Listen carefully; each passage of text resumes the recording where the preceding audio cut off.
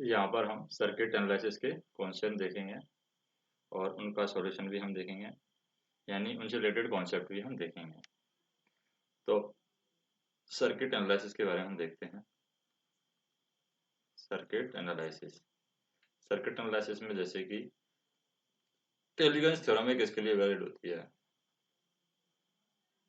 टेलीगन्स theorem. तो टेलीगन्स theorem की बात करें, टेलीगन्स थ्योरम में हमारी ये एनी लम्प्ड नेटवर्क के लिए वैलिड है। कोई भी लम्प्ड नेटवर्क हो उसके लिए ये वैलिड होगी। लम्प्ड नेटवर्क जैसे कि हमारे पास में लीनियर हो उसके लिए भी ये वैलिड है, हमारे पास में नॉन लीनियर हो यानी नॉन लीनियर नेटवर्क है उसके लिए भी ये वैलिड है, पैसिव नेटवर्क के लिए भी वैलिड है एंड एक्टिव नेटवर्क के लिए भी पैसिव वैलिड है, और टाइम वेरिएंट और टाइम इनवेरिएंट के लिए भी ये पॉसिबल है यानी कि वैलिड है। Time variant and time invariant network end variant network, इसके लिए ये वैलिड है। नेक्स्ट हम बात करें, जैसे हमें एक सर्किट दे रखा है, सर्किट किस तरीके से दे रखा है, जैसे हमारे पास में ये सर्किट है, प्लस माइनस रेजिस्टेंस यहाँ पर 4 ओम कनेक्टेड है, यहाँ पर 4 ओम कनेक्टेड है, फिर यहाँ पर 2 ओम कनेक्टेड है, यहाँ पर ये रेजिस्टेंस है, इस रेजिस्टेंस आर की वैल्यू 0 दे रखी है, लेकिन इसमें करंट कितनी फ्लो हो रही है, 10 एम्पियर यहाँ पर करंट फ्लो हो रही है। फिर यहाँ पर ये 2 दे रखा है, ये 2 ओम दे रखा है, और यहाँ पर जो करंट फ्लो हो रही है ये 4 एम्पियर करंट फ्लो हो रही है। तो यहाँ पर हमें देखना है कि इसके द्वारा पावर कितनी, मैक्सिमम पावर की वैल्यू क्या होगी इस नेटवर्क के अंदर। तो मैक्सिमम पावर की वैल्यू हमें कैलकुलेट करनी है, तो मैक्सिमम पावर की वैल्यू कैसे कैलकुलेट करेंगे।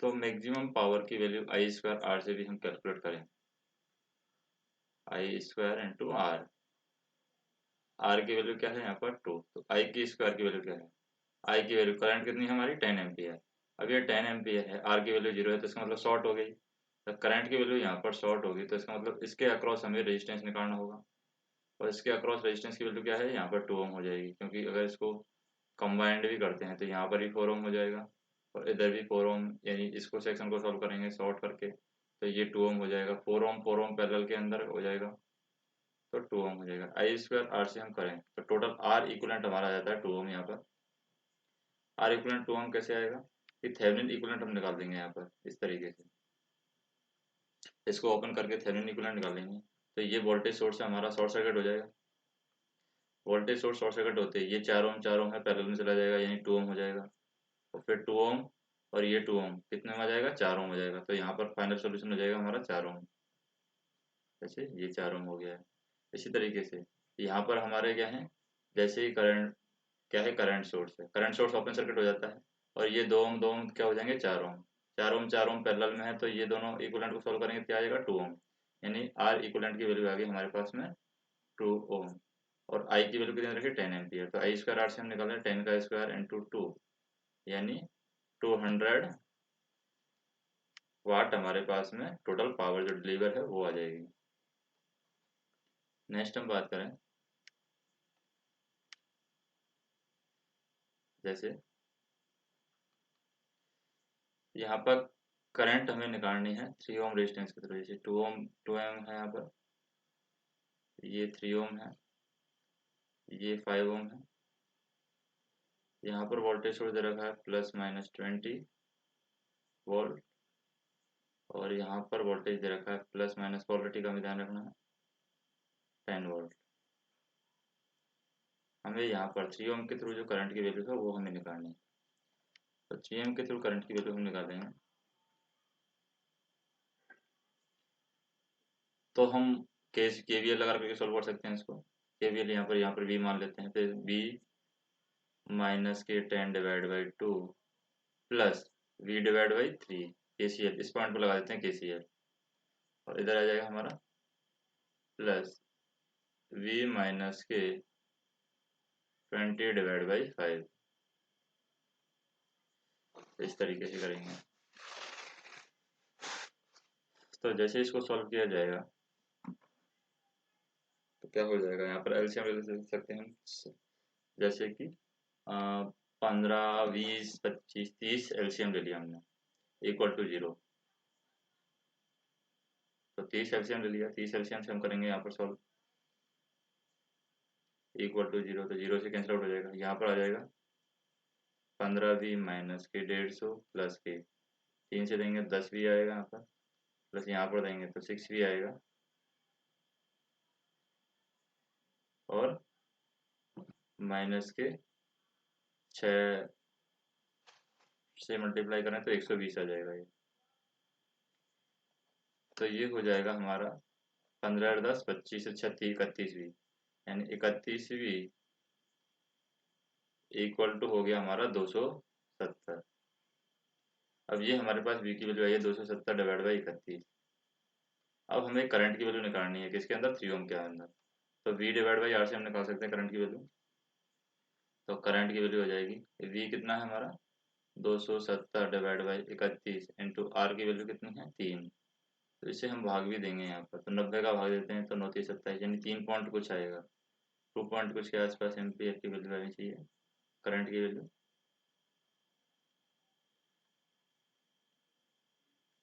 यानी 2 पॉइंट कुछ एम्पियर यहाँ पर करंट की वैल्यू आएगी, क्योंकि 3 बार तो भाग जाएगा नहीं, क्योंकि 33 हो जाएगा, ये हो जाएगा 93 हो जाएगा, 93 का 3 9.8 के आसपास कुछ एम्पियर वैल्यू आएगी। नेक्स्ट हम देखें यहाँ पर, जैसे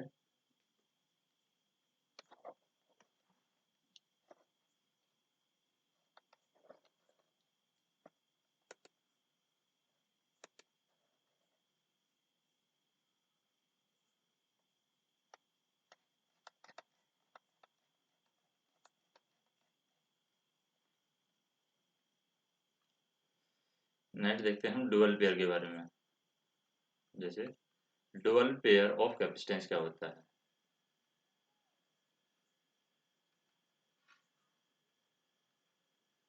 डुअल पेयर ऑफ कैपेसिटेंस, तो डुअल पेयर ऑफ कैपेसिटेंस हमारा कहलाता है इंडक्टेंस। इंडक्टेंस। नेक्स्ट हम बात करें यहाँ पर, जैसे एनर्जी पर यूनिट चार्ज क्या कहलाता है, energy per unit charge. Energy per unit charge, energy per unit charge कहलाता है हमारा वोल्टेज। कैसे हम बात करें, जैसे एनर्जी होता है I²R/T, और चार्ज होता है हमारा क्या,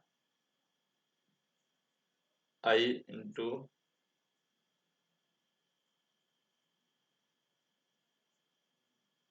टी, यानी करंट इंटू टाइम चार्ज होता है हमारा। तो इसके अकॉर्डिंग टी से टी कट जाएगा, आई से आई कट जाएगा, तो क्या बचेगा हमारे पास आई आर किसके इक्विवेलेंट होता है, वोल्टेज की। तो यहाँ पर हम कह सकते हैं दी वर्क और energy per unit charge utilised in the process of separation of charge is known as voltage और potential.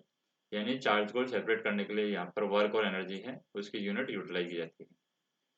Voltage and potential difference, so the phenomena of transfer of charge from one point to another point is termed current। यानी कि एक point से दूसरे point पर charge को transfer करने की जो प्रोसेस है वो कहलाती है हमारी करंट। जैसे पॉइंट 1 से हम अगर पॉइंट 2 तक करंट को ट्रांसफर करते हैं या कोई चार्ज को हम ट्रांसफर करते हैं तो वो हमारा कहलाता है current. And the rate at which the work is done is called power, और जिस रेट पर वर्क डन किया जाता है तो वर्क डन की रेट यहाँ पर कहलाती है, वर्क डन रेट कहलाता है हमारा power. And charge per unit voltage वो होता है हमारा कैपेसिटेंस, यानी Q/V, ये होता है हमारा कैपेसिटेंस। इसको बोलते हैं हम charge per unit voltage, charge per unit voltage होता है हमारा क्या, कैपेसिटेंस कहलाता है, कैपेसिटेंस। नेक्स्ट हम बात करें जैसे मिलमांस थ्योरम की हम बात करते हैं। According to the Millman's theorem, according to the Millman's theorem, Millman's theorem क्या कहती है? According to the Millman's theorem, there is n voltage source with n internal resistance. हमारे पास में n वोल्टेज सोर्स है और n ही हमारे पास में इंटरनल रेजिस्टेंस है, इंटरनल रेजिस्टेंस, और ये सभी क्या है, पैरेलल में कनेक्टेड हैं। Then these source are replaced by, तो अकॉर्डिंग टू मिलमान थ्योरम ये सोर्सेज हैं किसके द्वारा रिप्लेस कर दिए जाते हैं? तो अकॉर्डिंग टू मिलमान थ्योरम ये यहाँ पर रिप्लेस किए जाते हैं किसके द्वारा? Single voltage source in series with R, single voltage source in series with R, ये इसके द्वारा यहाँ पर रिप्लेस कर दिया जाता है। नेक्स्ट हम बात करें जैसे कि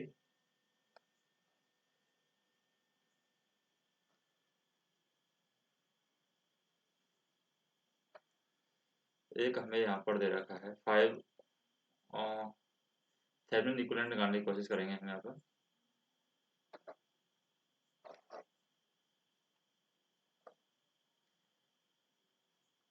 जैसे यहाँ पर दे रखा है ये 10 ओम रेजिस्टेंस दे रखा है,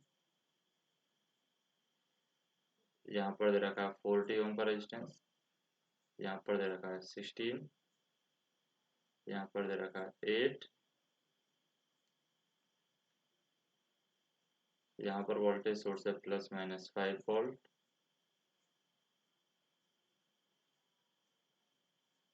और यहाँ पर करंट है हमारे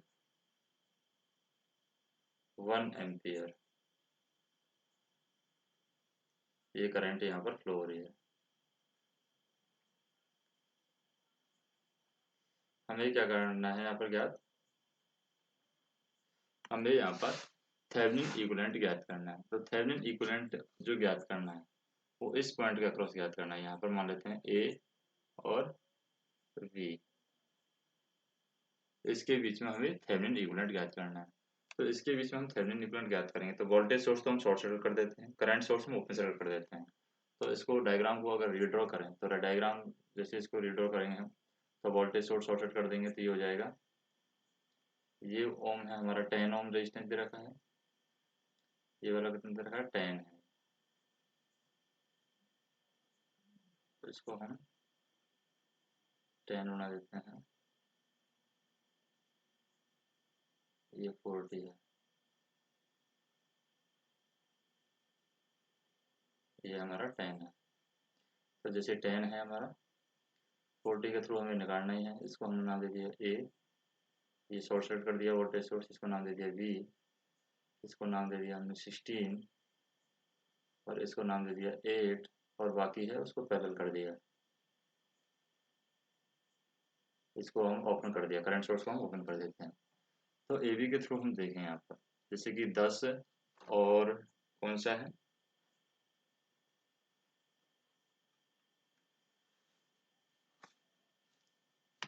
10 है और 16 है, और इधर हमारा 8 है, तो 16 और 8 ये दोनों क्या चले जाएंगे, सीरीज में चले जाएंगे।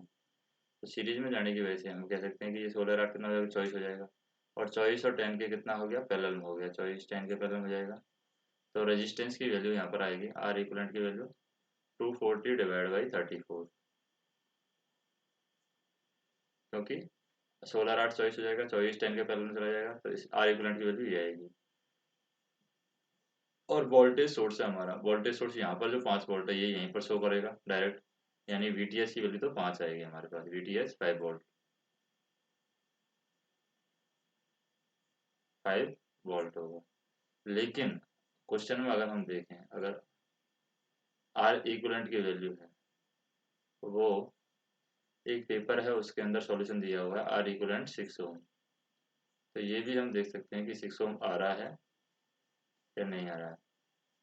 इस हिसाब से तो 240 डिवाइड बाई 34 आर इक्वलेंट की वैल्यू आनी चाहिए। लेकिन पेपर के अंदर ये सॉल्यूशन दिया हुआ है, वीटीएच की वैल्यू 5 वोल्ट और आर इक्वलेंट की वैल्यू 6 ओम दिया हुआ है। नेक्स्ट हम देखें, जैसे हमें एक लंप्ड नेटवर्क दे रखा है, यानी इक्वल इम्पोर्टेंस जो कि पहले कनेक्टेड है इसके अंदर डेल्टा के अंदर। तो हम कह सकते हैं कि इक्वल इम्पोर्टेंस हम कोई भी मान सकते हैं, ये आर है, आर मान सकते हैं, ये डेल्टा के अंदर कनेक्टेड है, ये पहले डेल्टा के अंदर कनेक्टेड है इक्वल इम्पोर्टेंस। अब क्या होता है जब इक्वल इम्पोर्टेंस डेल्टा के अंदर कनेक्टेड है तो यहाँ पर पावर की वैल्यू क्या होगी, कोई भी पावर हम निकाल लेंगे यहाँ पर पावर की वैल्यू। अगर यहाँ पर हम पावर की वैल्यू निकालते हैं तो पावर होती है वी स्क्वायर डिवाइड बाई, जहाँ भी पावर निकालनी है, जैसे पावर निकालनी है ए के थ्रू तो ये आर ए हो जाएगी, क्योंकि इक्वल इम्पीडेंस में डेल्टा के अंदर क्या होता है, डेल्टा के अंदर इस तरीके से बनाते हैं डेल्टा, तो इसमें इनको हम बढ़ा देंगे आगे, यानी वोल्टेज सेम रहता है हमारे पास, voltage same.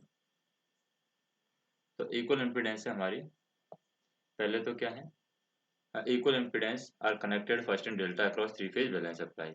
If the same impedance are connected in star, अगर इन्हीं को हम स्टार कनेक्ट कर देते हैं, इन्हीं को किनको, ये इम्पीडेंस जो है हमारी, तो जैसे पावर हमारी यहाँ पर तो आ रही है V T V square divide by R A, क्योंकि पावर हम कहीं पे भी निकाल सकते हैं। और अगर हम इसको स्टार के अंदर कन्वर्ट करते हैं, जैसे कि स्टार के अंदर कन्वर्ट करेंगे तो हमें ये निकालना होगा आर ए की वैल्यू, यानी ये वाला रेजिस्टेंस निकालना होगा।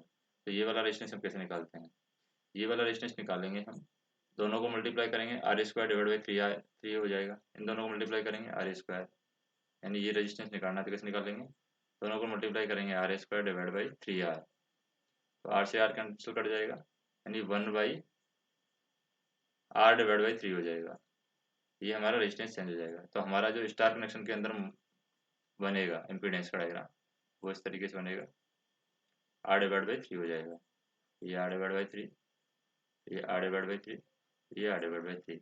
तो यहाँ पर अगर हम पावर कैलकुलेट करेंगे r डिवाइड बाई 3 के अकॉर्डिंग तो क्या होगी पावर, यहाँ पर जैसे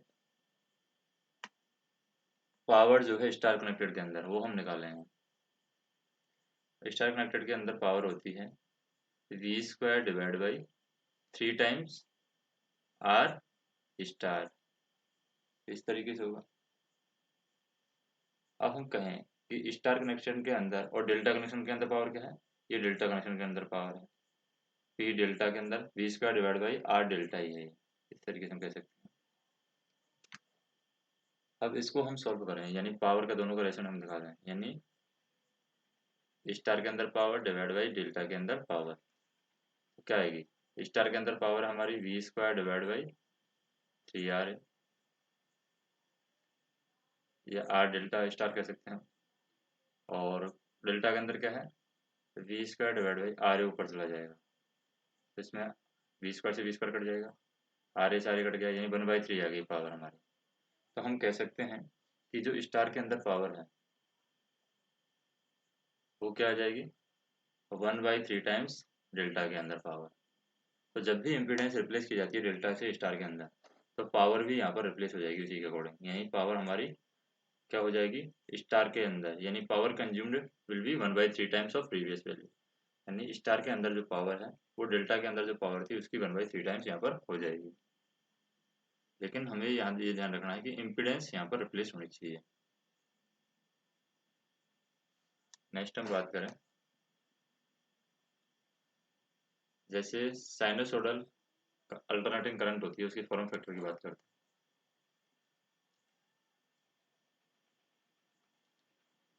साइनोसोडल अल्टरनेटिंग करंट यानी कि एसी करंट, उसके फॉर्म फैक्टर की वैल्यू क्या होती है, फॉर्म फैक्टर, उसके फॉर्म फैक्टर की वैल्यू होती है 1.11। नेक्स्ट हम बात करें यहाँ पर, जैसे एक सर्किट दिखा रहा है, उसका कैपेसिटिव रिएक्टेंस हमें रेजोनेंस पर निकालना है। यानी यहाँ पर है हमारा R दे रखा है 50, ये दे रखा है J25 L की वैल्यू, यानी XL की वैल्यू है। इलेक्ट्रोलाइट कैपेसिटेंस की वैल्यू हमें कैलकुलेट करनी है, यानी ये हो जाएगी हमारी JXC। और यहाँ पर जो वोल्टेज दिया हुआ है वो दिया हुआ है VS, यानी कि सोर्स वोल्टेज। तो यहाँ से हमें क्या निकालना है, कैपेसिटिव रिएक्टेंस की वैल्यू निकालनी है। कैपेसिटिव रिएक्टेंस, तो कैपेसिटिव रिएक्टेंस की वैल्यू कैसे निकालेंगे? कैपेसिटिव रिएक्टेंस की वैल्यू जैसे XL इक्वल टू होता है XC। ये हमारा है इंडक्टिव रिएक्टेंस, यानी L के लिए हम यूज करते हैं इसको, इंडक्टिव रिएक्टेंस। और ये हमारा होता है कैपेसिटिव रिएक्टेंस, कैपेसिटिव रिएक्टेंस। अब इसमें क्या होता है कि रेजोनेंस की कंडीशन में ये दोनों हमारे इक्वल होते हैं। और इक्वल होने की वजह से XC की XL की वैल्यू है XC की इक्वलेंट होगी, तो यहाँ पर XC कैपेसिटिव रिएक्टेंस की वैल्यू क्या आ जाएगी हमारी 25। नेक्स्ट हम देखें, जैसे कि हमें निकालना है यहाँ पर पीक वैल्यू ऑफ वोल्टेज निकालना है। जैसे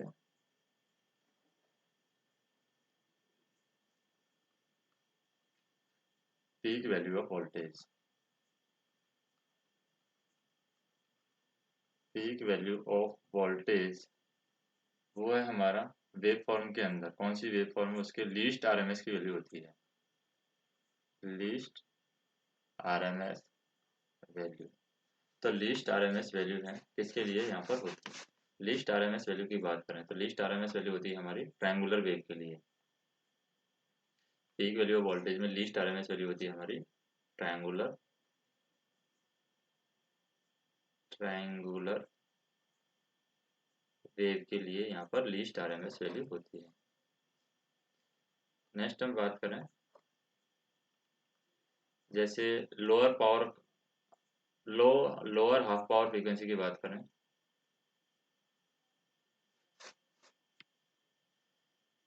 यानी पावर की बात करते हैं, lower half power frequency, lower half power frequency.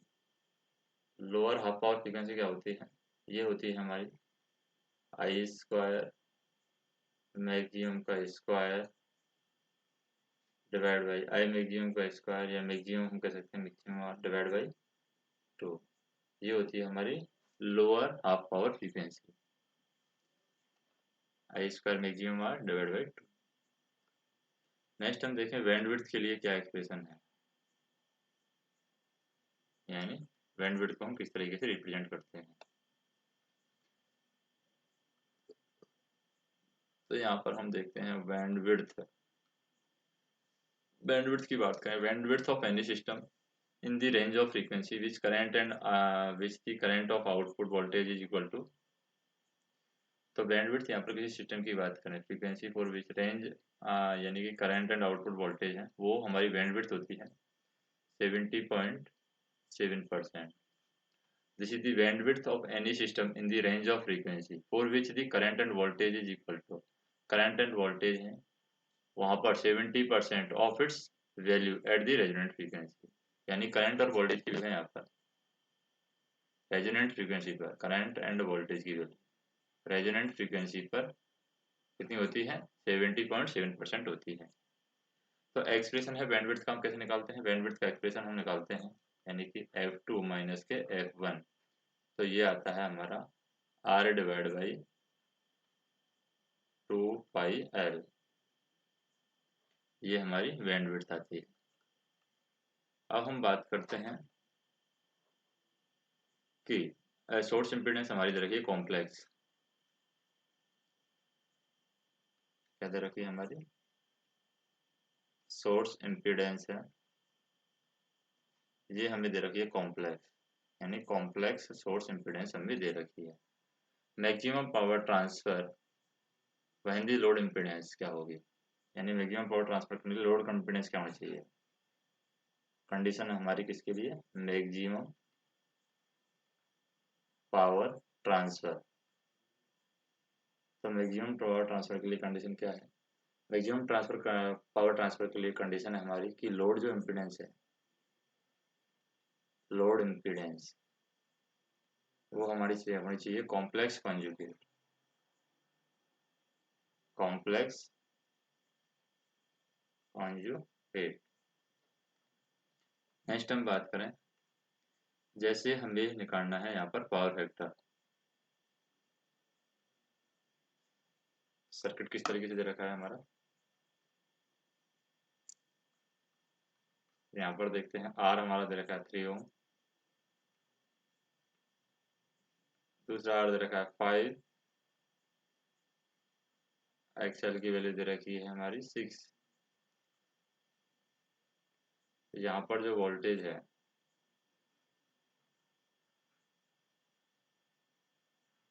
ये हमने मेजर किया है, यहाँ पर दे रखा है 100 वोल्ट। तो यहाँ पर जैसे हमारा ये 16 वोल्ट दे रखा है, तो बाकी 40 वोल्ट यहाँ पर होगा, लेकिन हमें यहाँ पर निकालना है, कैलकुलेट करना है पावर फैक्टर। पावर फैक्टर की वैल्यू क्या होगी, तो यहाँ पर हम आर की वैल्यू निकाल सकते हैं। आर की वैल्यू कितनी आ रही है, यहाँ पर 8 आ रही है, और ये एक्सएल की वैल्यू है। अब एक्सएल की वैल्यू कैसे निकालते हैं, अब एक्स की वैल्यू हम जेड की वैल्यू निकाल सकते हैं। पावर फैक्टर का फार्मूला क्या होता है, cos फाई का फार्मूला होता है यहाँ पर आर डिवाइड बाई जेड। तो जेड की वैल्यू कैसे निकालेंगे, जेड इक्वल टू होगा under root 8 square plus 6 square, यानी जेड की वैल्यू आ जाएगी हमारी कितनी 10। तो हमारा जो कॉस है पावर फैक्टर है वो आ जाएगा 8 डिवाइड बाई 10 यानी कि 0.8, ये हमारा पावर फैक्टर हो जाएगा। तो हमारा पावर फैक्टर होगा, क्योंकि एक्सएल सिर्फ दे रखा है इसलिए मतलब लैगिंग होगा पावर फैक्टर, तो 0.8 लेगिंग हमारा पावर फैक्टर यहाँ पर आ जाएगा। नेक्स्ट हम बात करें, जैसे क्या दे रखा है हमें, एक दे रखा है इंडक्टर। इंडक्टर इंडक्टर में हमें दिया हुआ है कि साइनोसॉइडल करंट है, उसकी फ्रीक्वेंसी दे रखी है, यानी 10 मिली हेनरी का दे रखा है हमें इंडक्टर। करंट यहाँ पर जो फ्लो हो रही है इंडक्टर के अंदर वो बता रखी है 1 एम्पियर। आरएमएस वैल्यू दे रखी है, यानी आरएमएस करंट है ये, और 50 हर्ट्ज फ्रीक्वेंसी पर ये ऑपरेट हो रहा है, यानी फ्रीक्वेंसी की वैल्यू 50 हर्ट्ज है। एवरेज डिसिपेटेड पावर हमें निकालनी है, एवरेज डिसिपेटेड पावर। तो एवरेज डिसिपेटेड पावर हम कैसे निकालते हैं, एवरेज डिसिपेटेड पावर अगर इंडक्टर के अंदर पूछे तो हमेशा एवरेज डिसिपेटेड पावर है यहाँ पर वो क्या होती है, इंडक्टर के अंदर एसी के अंदर 0 होती है, क्योंकि यहाँ पर साइनसॉइडल करंट दे रखी है। ये करंट की वैल्यू वरना एम्पियर जो दे रखी है, ये साइनसॉइडल दे रखी है, साइनसॉइडल। साइनसॉइडल में एवरेज पावर की वैल्यू 0 हो जाती है, क्योंकि साइनसॉइडल में हम देखें यहाँ पर एसी दे रखा है, साइनसॉइडल में इस तरीके से होगा, तो एवरेज पॉजिटिव और नेगेटिव आपस में कैंसिल आउट हो जाएगा, पावर क्या हो जाएगी, 0 हो जाएगी। नेक्स्ट हम देखें, जैसे एक सर्किट दे रखा है हमें, हाँ स्विच दे रखा है यहाँ पर, 10 ओम का रेजिस्टेंस दिया हुआ है, 5 एम्पियर का यानी 5 हेनरी का इंडक्टेंस दे रखा है, और 60 वोल्ट का हमें दे रखा है वोल्टेज सोर्स, 60 वोल्टेज सोर्स। हमें यहाँ पर ज्ञात करना है कि हमने अप्लाई किया है आरएल सर्किट के लिए, यहाँ पर जैसे नॉर्मल आरएल सर्किट देखा रखा है, आरएल सर्किट के लिए t इक्वल टू 0 पर 60 वोल्ट हमने अप्लाई किया है, लेकिन हमें यहाँ पर करंट की वैल्यू फाइंड करनी है एम्पियर के अंदर, t इक्वल टू 0 प्लस पर करंट की वैल्यू हमें निकालनी है। करंट की वैल्यू क्या होगी, तो करंट की वैल्यू हम ना यहाँ पर निकालते हैं t इक्वल टू 0 प्लस पर। तो कैसे निकालेंगे, ट्रांजिएंट कंडीशन के अंदर, यहाँ पर सर्किट है, ओपन सर्किट हो जाएगा, इंडक्टर हमारा क्या हो जाएगा, ओपन सर्किट ट्रांजिएंट कंडीशन के अंदर। यानी हम कहें at T equal to 0 plus transient condition हो जाएगी हमारी, ट्रांजिएंट कंडीशन। और ट्रांजिएंट कंडीशन के अंदर हमारा जो इंडक्टर है ओपन सर्किट हो जाता है, यानी इंडक्टर क्या करेगा, ओपन सर्किट की तरह काम करेगा। और जैसे ही हमारा इंडक्टर ओपन सर्किट हो जाएगा ट्रांजिएंट कंडीशन के अंदर, तो करंट की वैल्यू क्या हो जाएगी, करंट की वैल्यू यहाँ पर जीरो हो जाएगी। जैसे ओपन सर्किट के अंदर करंट की वैल्यू क्या होती है, जीरो होती है, तो करंट की वैल्यू यहाँ पर हो जाएगी जीरो।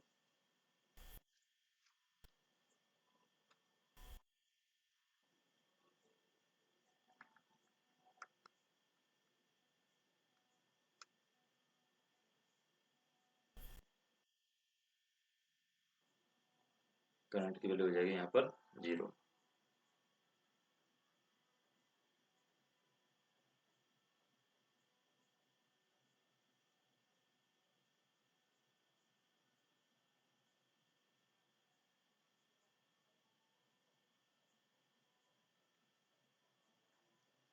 नेक्स्ट हम देखें,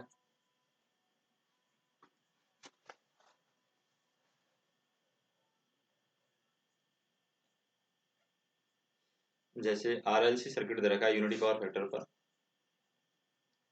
RLC circuit unity power factor series RLC circuit दे रखा है हमें, series RLC circuit at unity power factor.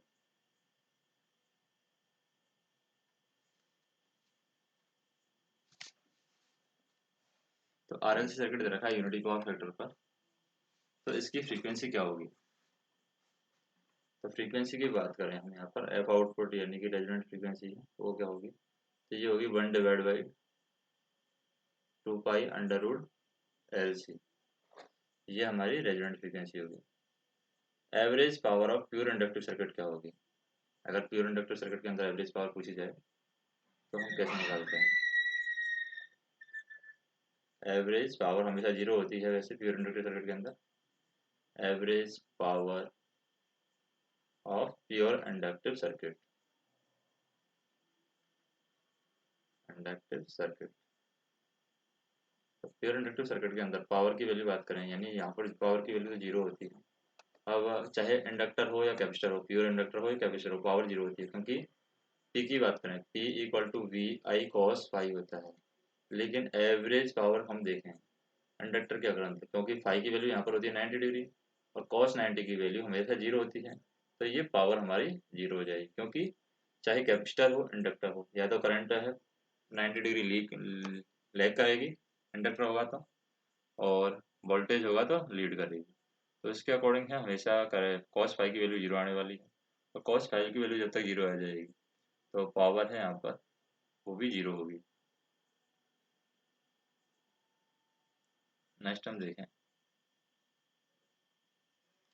जैसे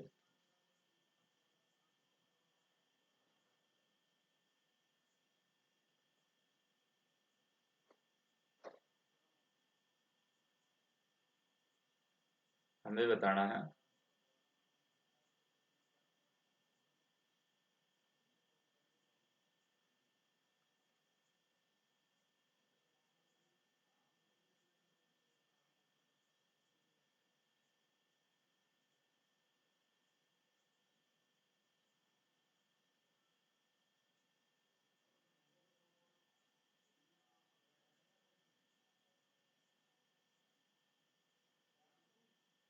ये 12 वोल्ट है, रेजिस्टेंस में दे रखा है, कैपेसिटेंस में दे रखा है।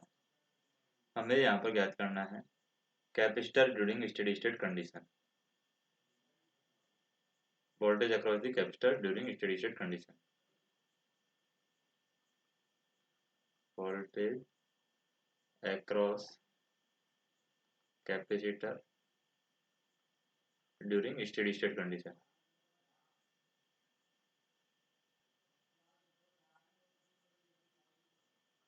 यानी स्टेडी स्टेट कंडीशन की वैल्यू, यानी स्टेडी स्टेट कंडीशन के अंदर इसकी वैल्यू कैपेसिटर के अक्रॉस वोल्टेज की वैल्यू हमें निकालनी है। तो कैपेसिटर के अक्रॉस वोल्टेज की वैल्यू हम निकालेंगे, तो कैसे निकालेंगे? स्टेडी स्टेट कंडीशन के अंदर कैपेसिटर हमारा क्या हो जाता है? ओपन सर्किट हो जाता है। ट्रांजिएंट कंडीशन के अंदर इंडक्टर ओपन होता है, लेकिन स्टेडी स्टेट कंडीशन के अंदर कैपेसिटर ओपन सर्किट हो जाता है। कैपेसिटर क्या हो जाता है? Open circuit. कब होता है ये स्टेडी स्टेट कंडीशन के अंदर होता है। जबकि जो इंडक्टर है हमारा, इंडक्टर कब होता है open circuit? Inductor open circuit होता है ट्रांजिएंट कंडीशन के अंदर, ट्रांजिएंट कंडीशन के अंदर। तो यहाँ पर जैसे ही ओपन सर्किट हो जाएगा, ओपन सर्किट होने पर सारा वोल्टेज है यहाँ पर बता देगा ये। तो सोर्स वोल्टेज है पूरा कैपेसिटर के अक्रॉस दिखाई देगा, तो सोर्स वोल्टेज हो जाएगा यानी कि वीसी, कैपेसिटर के अक्रॉस वोल्टेज वैल्यू हो जाएगी यहाँ पर 12 वोल्ट। नेक्स्ट हम बात करें पीक वैल्यू और एवरेज वैल्यू के बीच में रिलेशन क्या है। अगर हम बात करें साइनोसॉइडल वेव के लिए, यानी साइन वेव के लिए बात कर रहे हैं हम,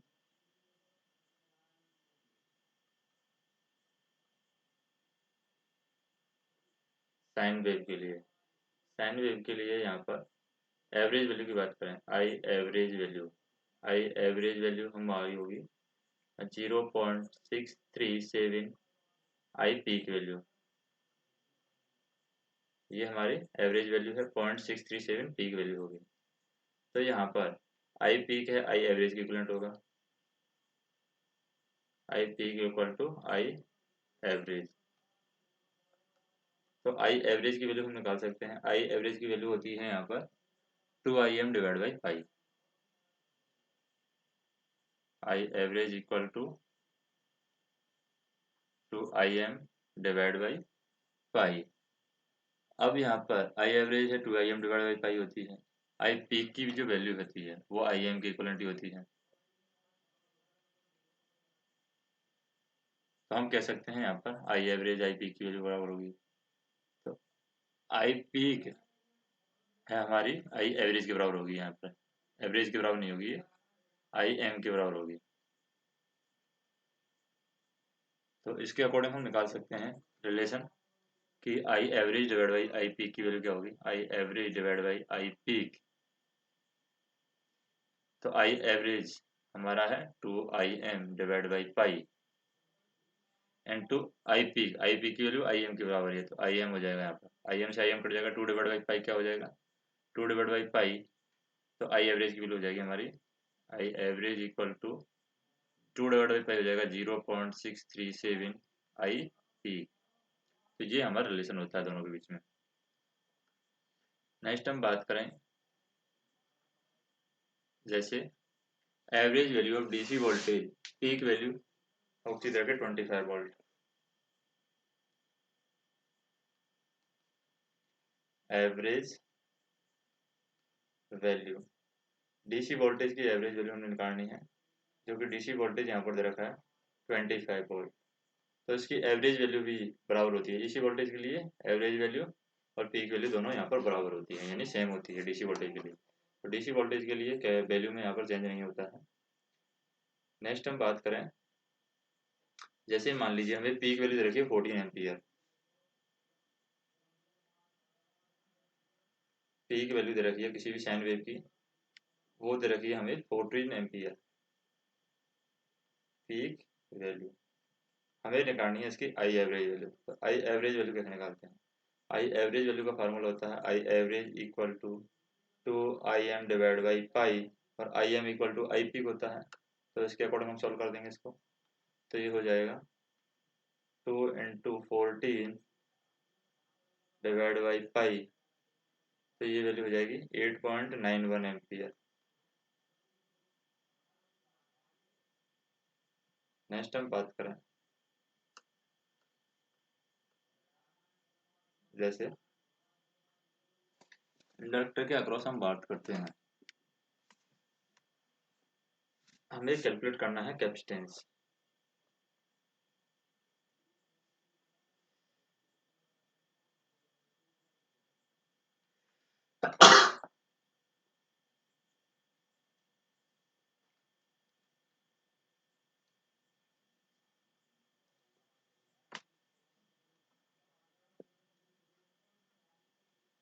जैसे इंडक्टेंस हमारा दे रखा है 3 मिली हेनरी। इसके अक्रॉस हमने कैपेसिटेंस कनेक्ट कर दिया है, उसकी वैल्यू हमें निकालनी है, वो भी मिली फेरेड में निकालनी है कैपेसिटेंस की वैल्यू।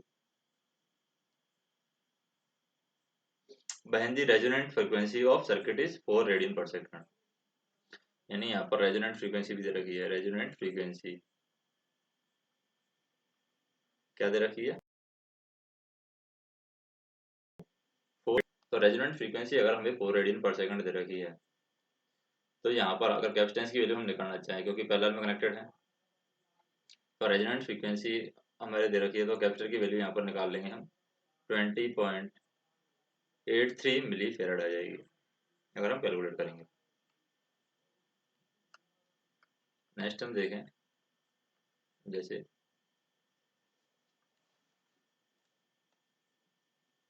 कांस्टेंट करंट सोर्स दे रखा है हमको, यानी एक नेटवर्क दे रखा है, तो उसके अकॉर्डिंग सॉल्व करेंगे हम।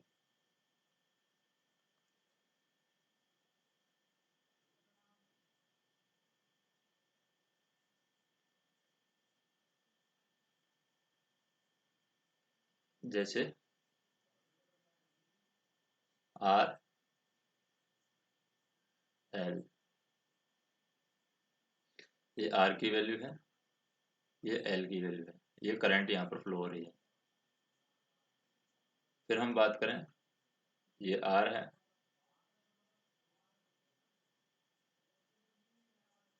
ये कैपेसिटर दे रखा है, ये R2 है, और ये C है, ये R1 है, इसको हम दे देते हैं नाम। यहाँ पर करंट फ्लो हो रही है वो I1 फ्लो हो रही है, यहाँ पर जो करंट फ्लो हो रही है वो I2 करंट फ्लो हो रही है, यानी यहाँ पर RL है, यहाँ पर RC है। अब हमें यहाँ पर दे रखा है कांस्टेंट करंट सोर्स है, I है वो स्विच किया जाता है t=0 पर, यानी t=0 पर ये स्विच हो जाता है। What are the value of I1 and I2 at t=0 with the zero initial condition? Zero initial current condition के अंदर, इनिशियल कंडीशन, तो जीरो इनिशियल कंडीशन के अकॉर्डिंग हमें यहाँ पर ज्ञात करनी है किसकी वैल्यू? I1 एंड I2 की वैल्यू। तो I1 और I2 की वैल्यू जीरो इनिशियल कंडीशन के अकॉर्डिंग हम ज्ञात करने की कोशिश करते हैं।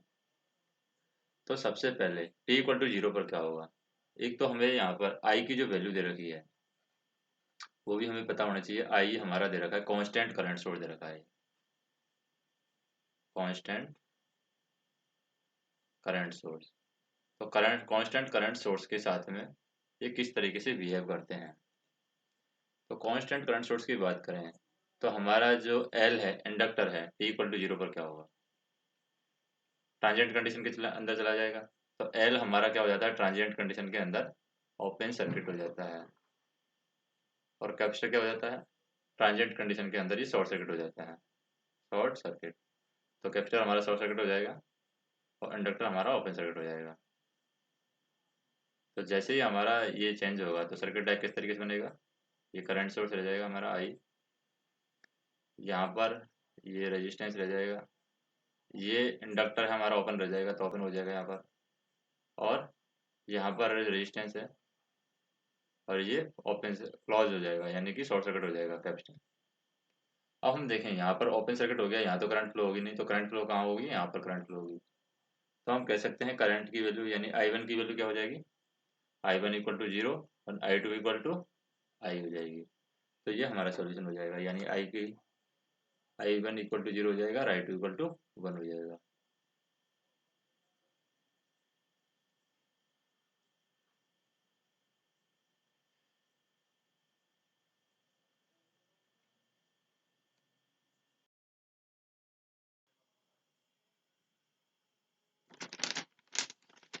नेक्स्ट हम देखें यहाँ पर, जैसे कि पैरेलल रेजोनेंट सर्किट दे रखा है हमें। Parallel resonant circuit, input impedance of circuit क्या होगी?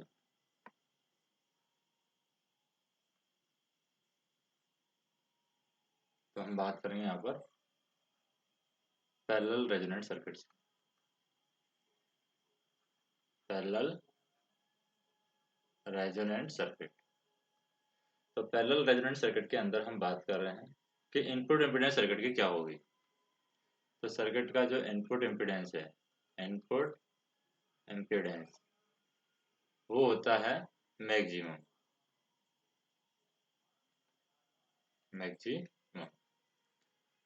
नेक्स्ट हम बात करें जैसे steady state value of circuit current. अगर स्टेडी स्टेट करंट से रिलेटेड कॉन्सेप्ट हम देख लेते हैं यहाँ पर।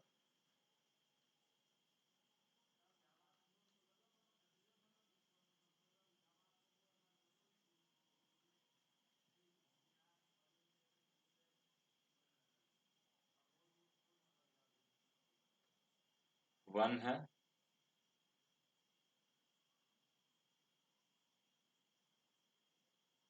ये यहाँ पर 0.5 है।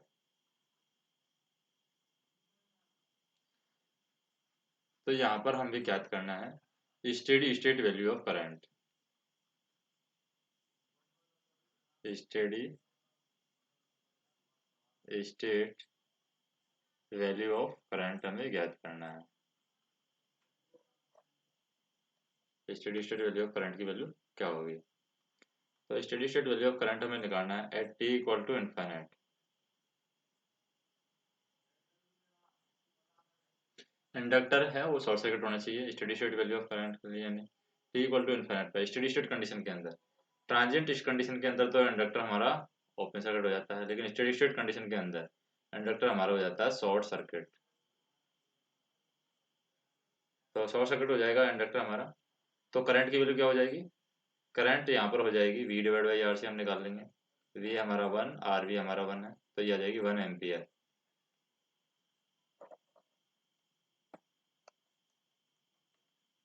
नेक्स्ट हम देखते हैं जैसे एक सर्किट हमें दे रखा है, ट्रांजिएंट से रिलेटेड ही है। जैसे यहाँ पर दे रखा है 100 वोल्ट, यानी 10 वोल्ट दे रखा है। ये हमारा स्विच है, ये हमारा 1 ओम है, और यहाँ पर जो इंडक्टर दे रखा है वो है यहाँ पर 0.01 हेनरी। ये हमारा दे रखा है स्विच।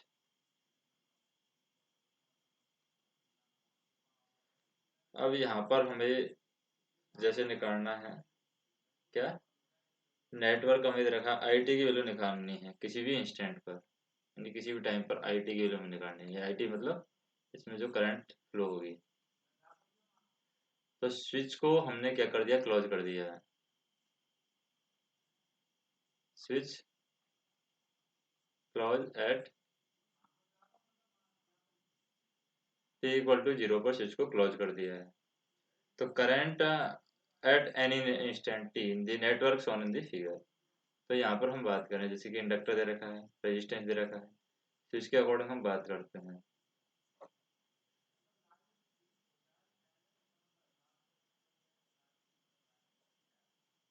तो नेटवर्क के अंदर बात करें हम यहाँ पर, तो वैल्यू क्या होगी नेटवर्क के अंदर, यानी कि फाइनल स्टेडी स्टेट वैल्यू हम निकाल सकते हैं, इनिशियल वैल्यू फाइनल वैल्यू के अकॉर्डिंग हम निकाल सकते हैं eight any instant of time. तो हम फाइनल वैल्यू के अकॉर्डिंग बात करें, स्विच है ओपन सर्किट का रहेगा टी इक्वल टू 0 पर, यानी हम बात करें जो आई टी की वैल्यू है वो क्या होती है, I T equal to initial value minus final value into E की power minus T by two plus final value, यानी फाइनल वैल्यू हो जाएगी। इससे हम निकालेंगे। लेकिन अगर हम बात करें at T equal to 0 minus, T equal to 0 minus तो क्या होगा, स्विच ओपन होगा, स्विच ओपन, और स्विच ओपन होगा यानी कि हम कह सकते हैं आई इक्वल टू 0 माइनस, तो ये होगा 0, स्विच ओपन हो गया।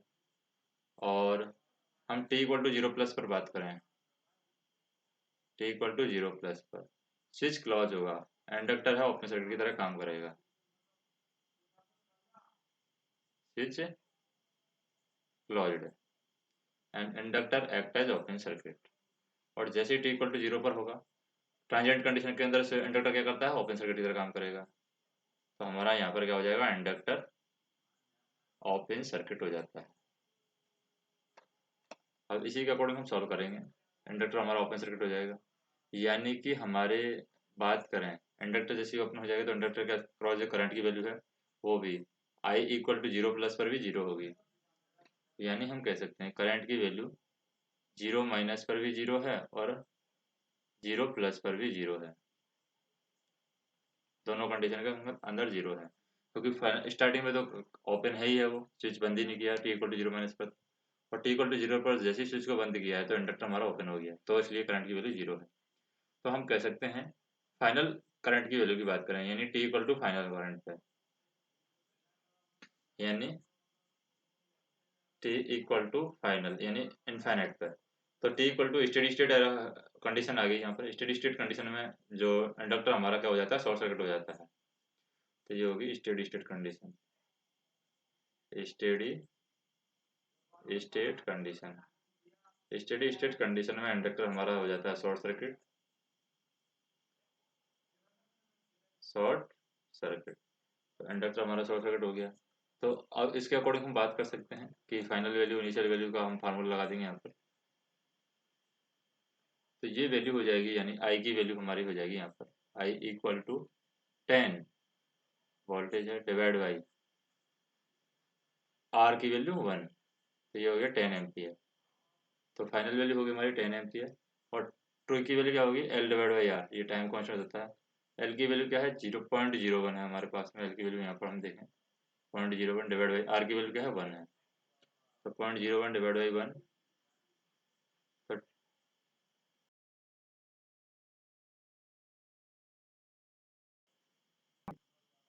0.01 ही हो जाएगी, यानी हम कह सकते हैं 1 डिवाइड बाई 100 हो जाएगी टी की वैल्यू, 1 डिवाइड बाई 100, यानी टी की जो वैल्यू है यहाँ पर वो 1 डिवाइड बाई 100 हो जाएगी। तो टाइम कांस्टेंट हो जाएगा टी बाई टू के अकॉर्डिंग।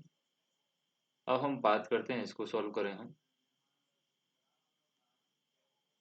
तो कैसे करेंगे, फार्मूले में अप्लाई करेंगे। इनिशियल वैल्यू तो जीरो है, तो जीरो का कोई मतलब नहीं है, तो ये हो जाएगा I of T equal to zero minus final value कितनी है 10 है, जीरो माइनस 10 आ गया, फिर ई की power minus T by to, तो टी की वैल्यू तो पता नहीं है, हमें टो की वैल्यू पता है, टो की वैल्यू क्या है 1 डिवाइड बाई 100, यही है, प्लस फाइनल वैल्यू 10 है। तो इससे हम सॉल्व करेंगे आगे, तो क्या हो जाएगा, यहाँ पर हो जाएगी वैल्यू 10, हम क्या ले लेंगे, ये 10 है तो ये 10 हो जाएगा, 10 माइनस के 10 ई की पावर माइनस 10 ऊपर 100 ऊपर चला जाएगा तो 100 ठीक हो जाएगा, तो ये हमारा आंसर आ जाएगा। तो हम कह सकते हैं ये कि यहाँ पर स्विच को टी इक्वल टू जीरो पर क्लोज किया गया है, तो आई टी की जो वैल्यू है यानी कि current value at any instant of time that is equal to 10 minus के 10 ई की पावर माइनस 100 टी, तो ये ट्रांजिएंट के अकॉर्डिंग हम कैलकुलेट करेंगे, यानी ट्रांजिएंट के अकॉर्डिंग हम निकाल लेंगे। अब नेक्स्ट बात करें, जैसे कि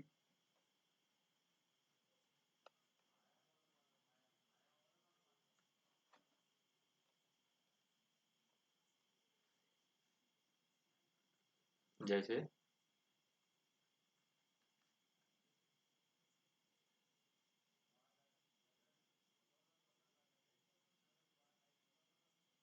आई एस सोर्स करंट है,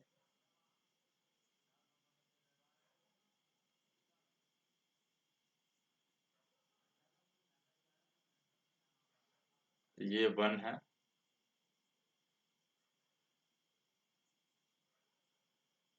और ये हमारा कैपेसिटर है यानी 1 माइक्रोफेराड है। लेकिन हम बात करें यहाँ पर कि आई एस की जो वैल्यू है वो यूटी दे रखी है, यानी कि यूनिट स्टेप फंक्शन है वो, यहाँ हम कह सकते हैं आई एस सोर्स करंट है वो है यूटी यहाँ पर। Then what is the initial and steady state voltage across the capacitor, तो कैपेसिटर के अक्रॉस वोल्टेज हमें निकालना है, कैपेसिटर वोल्टेज वो भी कब का निकालना है, एक तो इनिशियल कंडीशन में निकालना है और एक हमें स्टेडी स्टेट कंडीशन में निकालना है, स्टेडी स्टेट कंडीशन, दोनों के लिए हमें कैपेसिटर की वैल्यू निकालनी है। कैपेसिटर के अक्रॉस जो वोल्टेज होगा वो हमें दोनों कंडीशन में निकालना है। तो हम देखें यहाँ पर सबसे पहले इनिशियल कंडीशन में देखते हैं। इनिशियल कंडीशन में हमारा जो करंट है कैपेसिटर के अक्रॉस जो जाएगा तो वोल्टेज है। कैपेसिटर के अक्रॉस वोल्टेज क्या होता है? कैपेसिटर के अक्रॉस वोल्टेज होता है IC इक्वल टू, यानी कैपेसिटर के अक्रॉस वोल्टेज है वो हम देखते हैं।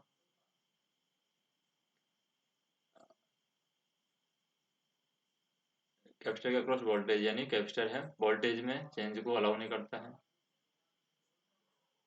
तो उसी के अकॉर्डिंग हम बात करें इनिशियल कंडीशन में कैपेसिटर के अक्रॉस जो वोल्टेज होगा यहाँ पर वो हमारा इनिशियल कंडीशन के अंदर होगा 0 वोल्ट इनिशियल कंडीशन के अंदर, क्योंकि कैपेसिटर हमारा हो जाएगा शॉर्ट सर्किट इनिशियल कंडीशन में। यानी कि ट्रांजिएंट कंडीशन के अंदर हम कह सकते हैं कि कैपेसिटर हमारा शॉर्ट सर्किट होता है और जैसे ही स्टेडी स्टेट कंडीशन में चलेगा तो ये ओपन सर्किट हो जाएगा। ओपन सर्किट होने की वजह से जो यहाँ पर वोल्टेज होगा यानी करंट यहाँ पर जो फ्लो होगी वही करंट है। ये वोल्टेज यहाँ पर इस पॉइंट पर जो वोल्टेज होगा ए बी के अक्रॉस जो वोल्टेज होगा वही वोल्टेज कैपेसिटर के अक्रॉस वोल्टेज हो जाएगा। यानी वो पूरा के पूरा यहाँ पर कैपेसिटर के अक्रॉस वोल्टेज शो हो जाएगा। तो यानी फाइनल कंडीशन में यानी स्टेडी स्टेट कंडीशन में ये कैपेसिटर शॉर्ट सर्किट की तरह काम करता है और हमारा वोल्टेज मिल जाएगा हमें 1 वोल्ट। नेक्स्ट हम बात करते हैं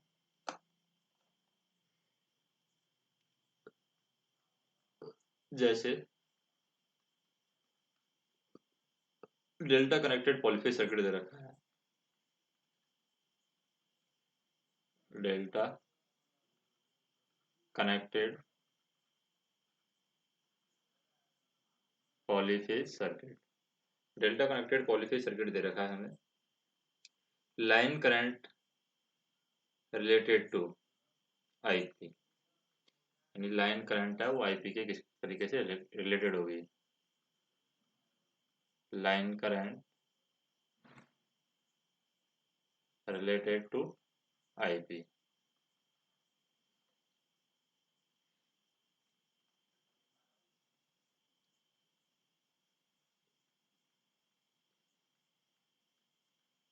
तो line current related to IP हम बात करें यहाँ पर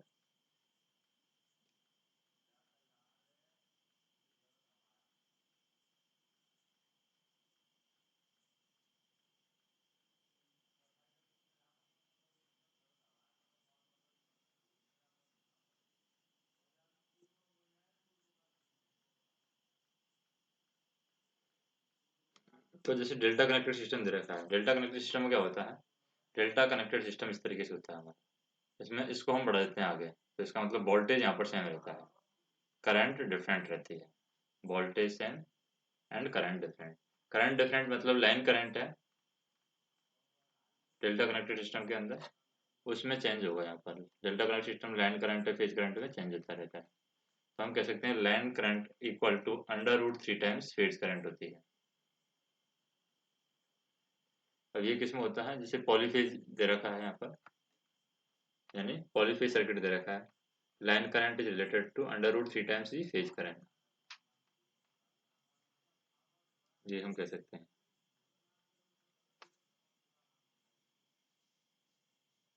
अब हम बात करें यहाँ पर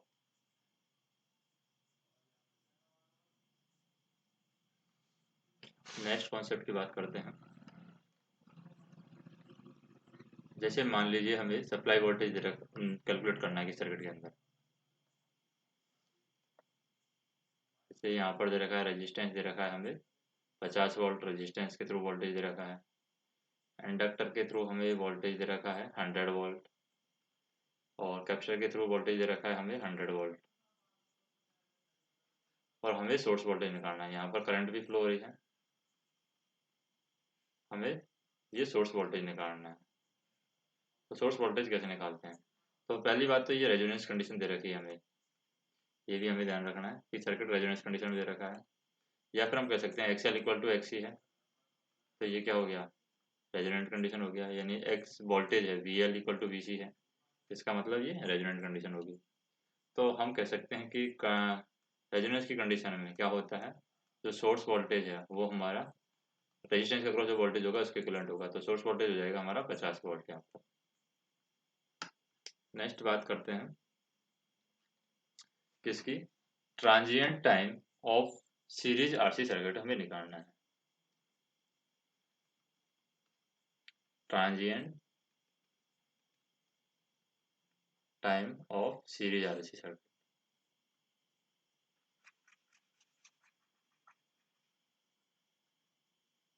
जैसे हम बात करें transient time of series RC circuit, तो सीरीज आरसी सर्किट का ट्रांजिएंट टाइम निकालते हैं। तो कैपेसिटेंस ऑफ सर्किट दे रखा है 8, यानी कैपेसिटेंस की वैल्यू दे रखी है 8 मिली फेरड, और रेजिस्टेंस की वैल्यू दे रखी है कितनी, 8 kilo ohm.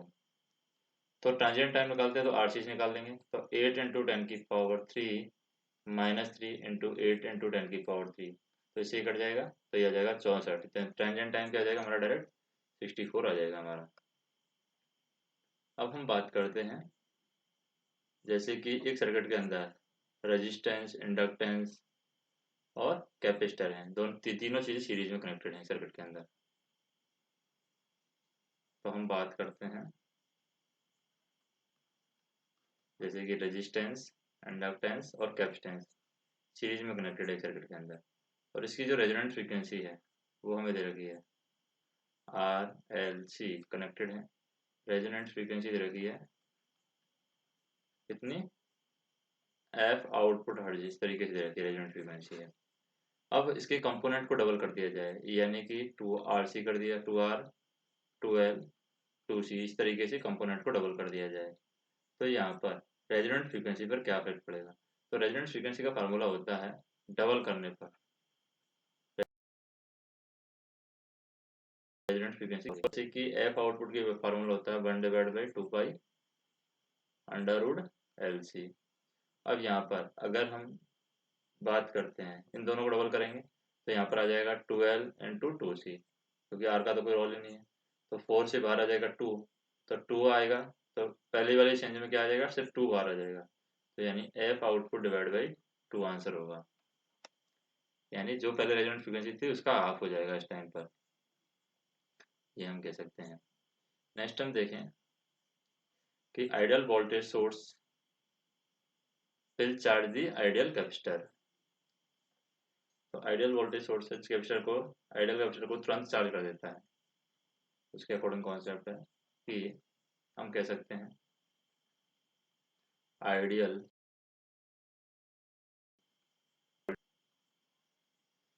Charge ideal capacitor,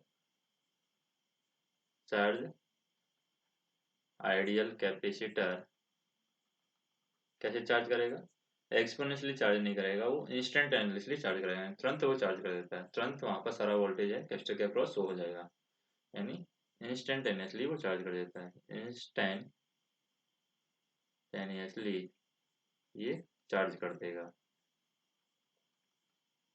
next हम बात करें जैसे कि सर्किट को हम क्लोज कर देते हैं तो ट्रांजिएंट करंट की वैल्यू क्या होती है। ट्रांजिएंट करंट की वैल्यू, सर्किट को क्लोज कर देते हैं, जैसे हमें एक सर्किट दे रखा है इस तरीके से,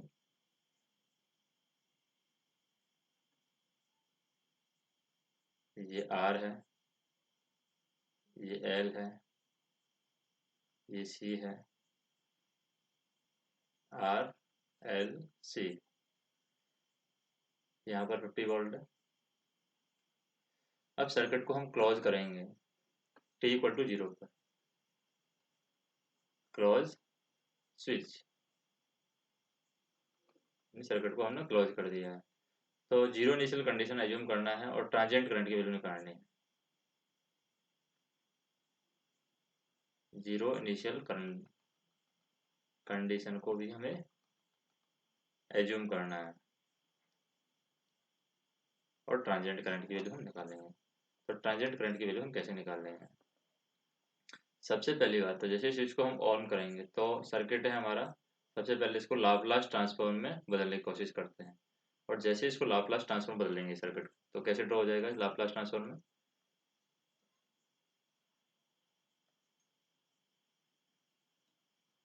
लाप्लास ट्रांसफॉर्म में जैसे 50 है तो 50/c हो जाएगा कैपिटल, 50/s हम कह सकते हैं। करंट है, वो करंट क्या हो जाएगी, IS करंट फ्लो होगी। रेजिस्टेंस है वो क्या हो जाएगा, RS यानी कि 5 है, 5 ही रहेगा। और लाप्लास ट्रांसफॉर्म करते हैं तो ये हो जाएगा j⍵L है, यानी इंडक्टर जो हमारा है j⍵L, वो हमारा हो जाएगा SL हो जाएगा, यानी j⍵L इक्वल टू SL। और कैपेसिटर है हमारा,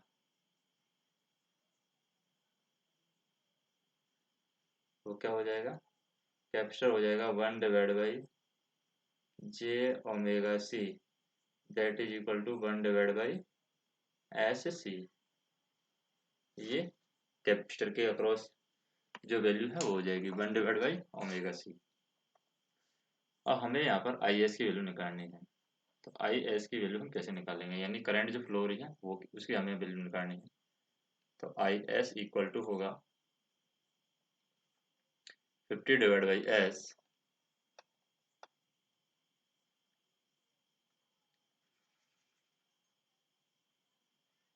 तो यहाँ पर हम देखेंगे IS equal to 50/S, voltage divide by जो भी हमारा वैल्यू है यहाँ पर, जैसे कि 5 प्लस के SL प्लस के 1/SC, इसको हम रख देंगे तो ये वैल्यू हो जाएगी 50/S, और यहाँ पर हो जाएगा LC हम अगर कॉमन ले लेते हैं, यहाँ पर SC है तो SC हम कॉमन ले लें तो ये हो जाएगा 5 भी है, ये 5 प्लस SL है। तो सबसे पहले हम क्या करेंगे, यहाँ पर SC कॉमन ले लेंगे तो S² LC हो जाएगा, S² LC plus SC common ले लें हम, यानी हमने क्या किया, SC का भाग दे देंगे, तो ये क्या हो जाएगा 5SC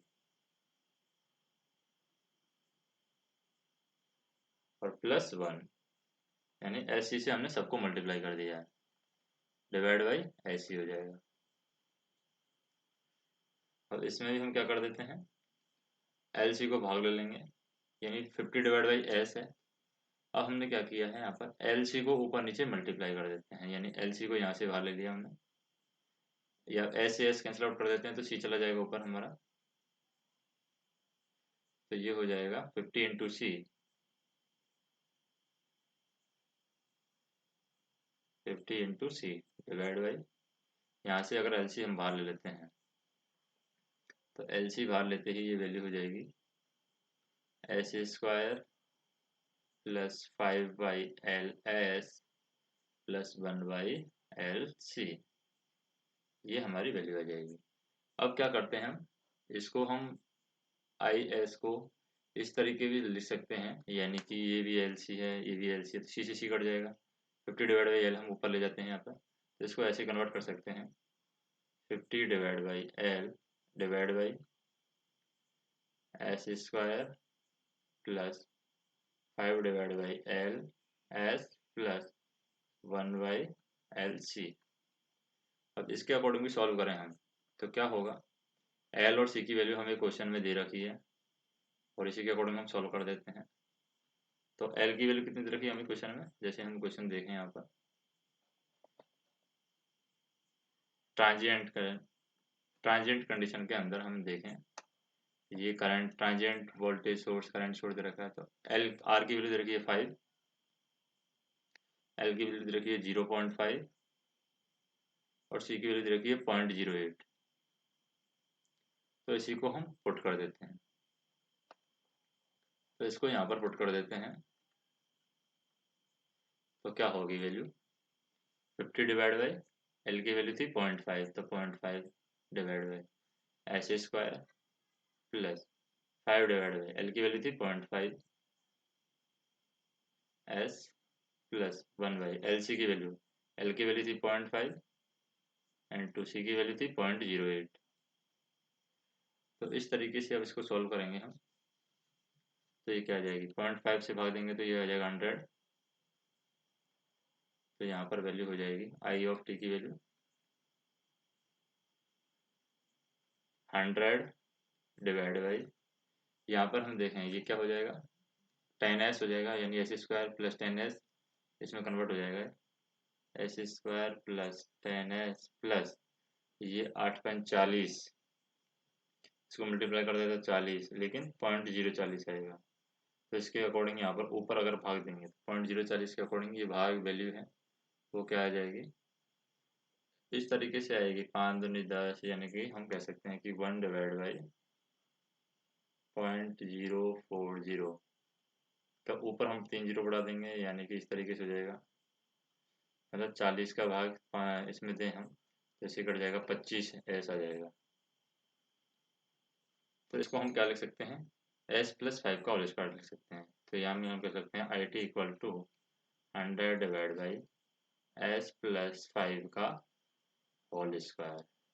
तो इसको हम इस तरीके से लिख सकते हैं आई टी, यानी इन्वर्स लाप्लास हम कर देते हैं तो आई टी इक्वल टू हो जाएगी 100 टी ई की पावर -5t। ये हमारा इन्वर्स लाप्लास ट्रांसफॉर्म हो जाएगा और यही हमारी करंट की वैल्यू हो जाएगी। तो इस तरीके से हम करंट की वैल्यू निकाल सकते हैं। नेक्स्ट हम देखें, सीरीज आरएल सर्किट हमें दे रखा है,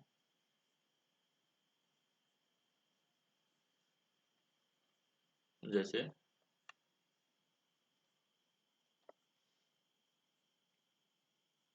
क्वेश्चन में मान लीजिए दे दिया जाए सीरीज आरएल सर्किट, यानी ये हमारा आर है, ये हमारा एल है। आर की वैल्यू दे रखी है 30 ओम और एल की वैल्यू दे रखी है 0.06। ये सीरीज आरएल सर्किट दे रखा है। हमें ज्ञात क्या करना है, यहाँ पर टाइम कांस्टेंट की वैल्यू ज्ञात करनी है, यानी टाइम ज्ञात करना है, time taken to reach the steady state, taken time to reach steady state. Steady state में पहुंचने के लिए हम टाइम कैलकुलेट करना है। तो टाइम कैलकुलेट कैसे करते हैं, तो यहाँ पर टाइम जो होता है आर एल सर्किट के लिए tau equal to L by R होता है। एल की वैल्यू कितनी है हमारी 0.06 डिवाइड बाई आर की वैल्यू 30। तो 0.06 डिवाइड बाई 30 हो जाएगा 1 डिवाइड बाई 50 सेकेंड। अब यहाँ पर स्टेडी स्टेट के लिए हमें क्या निकालना है, टाइम निकालना है। तो 5 टाइम्स में पहुंचेगा स्टेडी स्टेट के लिए। तो time taken to reach the steady state ये हो जाएगा 5 इंटू टू टाइम कांस्टेंट, और टाइम कांस्टेंट आ गया 1/50। तो 5 इंटू 1/50 तो ये आ जाएगा 0.1 सेकेंड। तो ये हमारा आंसर होगा 0.1 सेकेंड। नेक्स्ट हम बात करें यहाँ पर, जैसे सीरीज आरएलसी सर्किट के अंदर कैपेसिटेंस, इंडक्टेंस और रेजिस्टेंस की वैल्यू दे रखी है हमें। क्या दे रखा है हमें,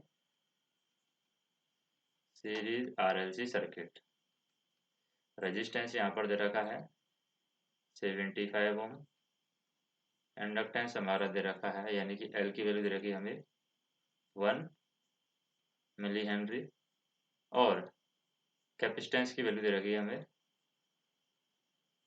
0.01 मिली फेरड। तो यहाँ पर हमें निकालना है क्वालिटी फैक्टर। क्वालिटी फैक्टर हमें कैलकुलेट करना है। तो क्वालिटी फैक्टर कैसे कैलकुलेट करते हैं, quality factor that is equal to 1 divide by R under root L by C से हम क्वालिटी फैक्टर निकालते हैं सीरीज आरएलसी सर्किट के अंदर। अब इसको अगर हम बनाना चाहें, जैसे कि ये हमें ध्यान रखना है कि हम सीरीज आरएलसी सर्किट का अगर क्वालिटी फैक्टर निकालना, क्वालिटी कैसे निकालते हैं, क्वालिटी में हम मान लेते हैं क्रॉस लगा देते हैं कि कोई भी सर्किट की सीरीज में क्वालिटी निकालनी है तो उसका क्रॉस लगा दिया। अब क्रॉस लगाने के बाद में हम क्या करते हैं यहाँ पर आर एल और सी, इधर वालों को हम अंडर रूट में कन्वर्ट कर देंगे और इधर वालों को हम सेम में रख देंगे। तो ये 1/r अंडर रूट ऐसे हो जाएगा। तो इस तरीके से माइंड में पिक्चर बना करके हम इसको याद रख सकते हैं। क्वालिटी फैक्टर है सीरीज RLC सर्किट का, इस तरीके से निकाल सकते हैं।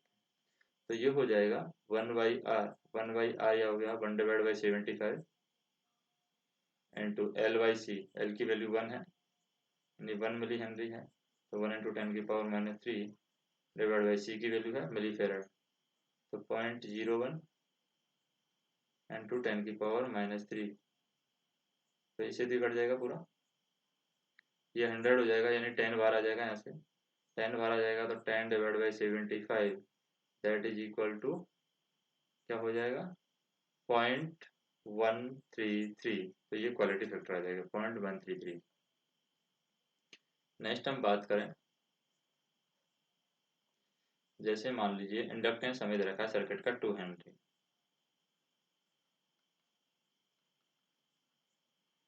इंडक्टेंस दिया हुआ है 2 हेनरी सर्किट का, current change at the rate of 10 ampere per second, current change rate दे रखी है यहाँ पर,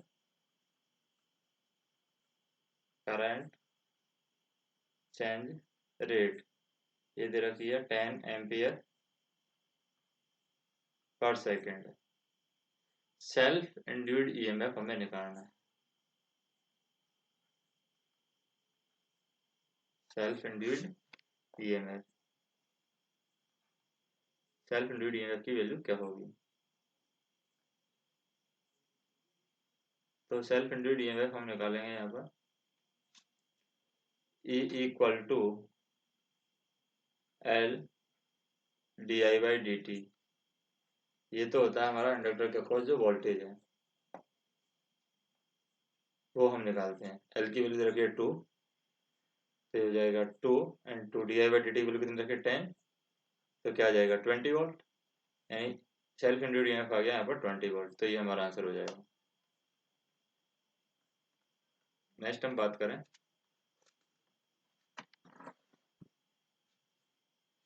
जैसे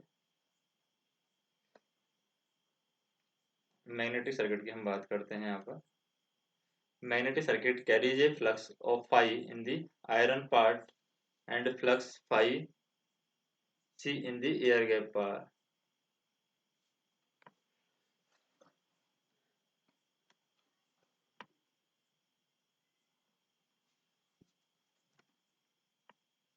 जैसे हमें बात करते हैं यहाँ पर मैग्नेटिक सर्किट की,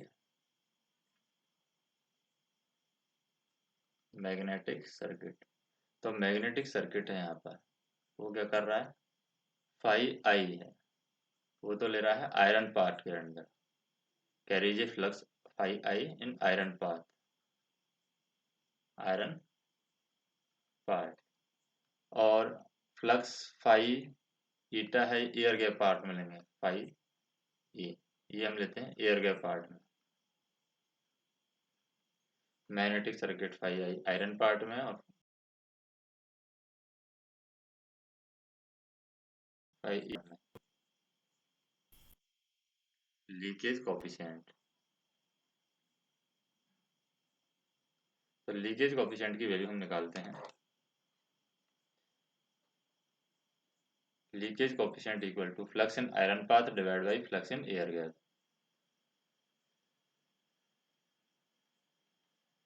flux in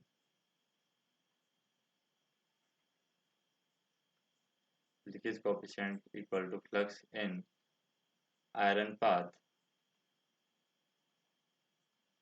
divide by flux in air gap,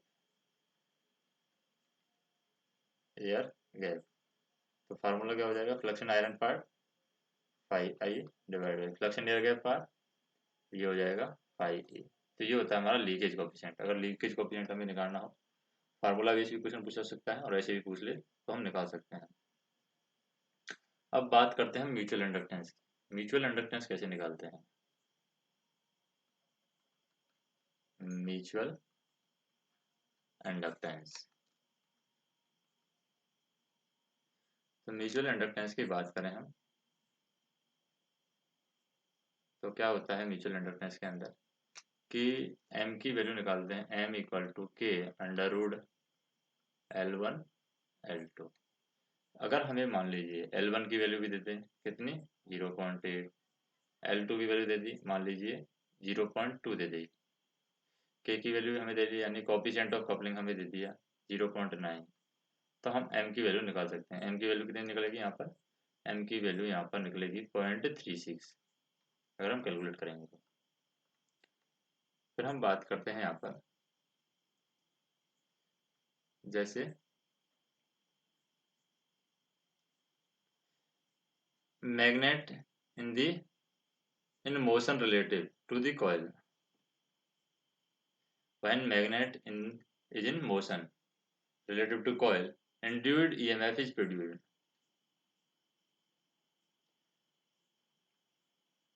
यहाँ पर हम कहें वहीं मैग्नेट इज इन मोशन यानी मैग्नेट मोशन में है relative to coil, relative to a coil, to a coil and induced EMF is produced and induced EMF is produced। It does not depend upon, तो ये किस पर depend नहीं करेगा, it does not depend upon। तो हम बात करते हैं कि किस किस चीज़ पर डिपेंड करता है, नॉट डिपेंड की बात छोड़ देते हैं, किस किस चीज़ पर डिपेंड करता है। तो ये यहाँ पर फ्लक्स स्ट्रेंथ ऑफ पोल पर डिपेंड करेगा, फ्लक्स स्ट्रेंथ ऑफ पोल पर ये डिपेंड करेगा। दूसरा ये डिपेंड करेगा मोशन ऑफ दी यानी मोशन ऑफ दी मैग्नेट पर डिपेंड करेगा, मोशन ऑफ दी मैग्नेट पर ये डिपेंड करेगा। तीसरा ये डिपेंड करेगा number of turn of the coil पर डिपेंड करेगा, number of turn of the coil पर ये डिपेंड करेगा।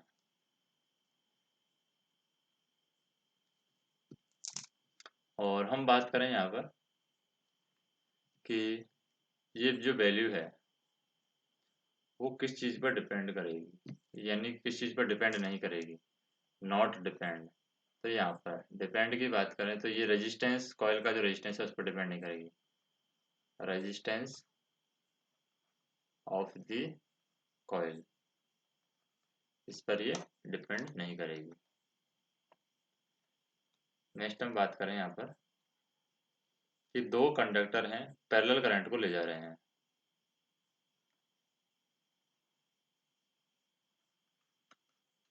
To parallel conductor carrying a current in same direction. तो हम बात करें टू पैरेलल कंडक्टर हैं सेम डायरेक्शन में करंट को ले जा रहे हैं।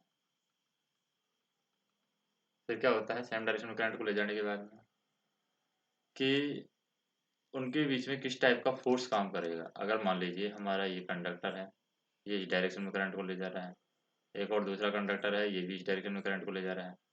तो हम बात करें यहाँ पर जो वैल्यू है इस डायरेक्शन में करंट को ले जा रहा है, तो यहाँ पर मैग्नेट इस तरीके से हो रहा है फ्लो, यहाँ पर ले जा रहा है तो इसका मतलब क्लॉकवाइज, क्लॉकवाइज की बात करें हम तो इस तरीके से हो रहा है फ्लो। तो यहाँ पर ये दोनों क्या है एक दूसरे के विपरीत कर रहे हैं, यानी फोर्स यहाँ पर क्या करेगा अट्रैक्ट करेगा। This is the attraction force between दी, क्योंकि ये अपोजिट है, इसकी डायरेक्शन इस तरीके से, इसकी डायरेक्शन इस तरीके से, तो ये आपस में अट्रैक्ट करते हैं। तो फोर्स किस तरीके से काम करेगा, there is attracting force between the conductor, तो यहाँ पर काम करता है अट्रैक्टिंग फोर्स। जब भी दो पैरेलल कंडक्टर हैं सेम डायरेक्शन में करंट को ले जा रहे होते हैं तब ये काम करता है। नेक्स्ट हम बात करें मैग्नेटिक फ्लक्स डेंसिटी की जो यूनिट होती है वो क्या होती है, magnetic flux density, magnetic flux density की यूनिट होती है टेस्ला, ये हमें पता होनी चाहिए। नेक्स्ट हम बात करते हैं यहाँ पर मटेरियल की जो प्रॉपर्टी है मैग्नेटिक फ्लक्स का अपोज करती है वो प्रॉपर्टी कौन सी होती है, यानी जो प्रॉपर्टी मैग्नेटिक फ्लक्स का अपोज करती हो, मैग्नेटिक फ्लक्स का जो अपोज करती है उस प्रॉपर्टी को हम बोलते हैं रिलक्टेंस, और जो करंट का अपोज करती है उसे रेजिस्टेंस बोलते हैं रिलक्टेंस। ये मैग्नेटिक फ्लक्स यानी मैग्नेटिक फील्ड जो सर्किट होता है उसके अंदर हम यूज करते हैं इसको। नेक्स्ट हम देखते हैं दो कॉइल हैं, उनका सेल्फ इंडक्टेंस दे रखा है 1 हेनरी और 2 हेनरी। तो हमारे पास क्या दे रखी है, दो कॉइल दे रखी है, टू कॉइल, उनका सेल्फ इंडक्टेंस दे रखा है,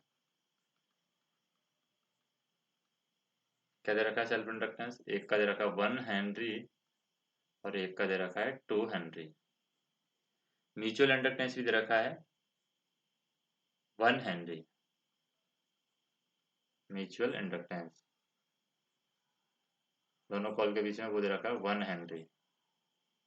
और यहाँ पर हमें देखना है कि करंट जो ले जा रही है, पहली जो कॉइल है वो करंट ले जा रही है 2 एम्पियर, दूसरी जो कॉइल है वो करंट ले जा रही है √2 एम्पियर। ये करंट भी उसमें दे रखी है। हमें निकालना है total energy stored in the field.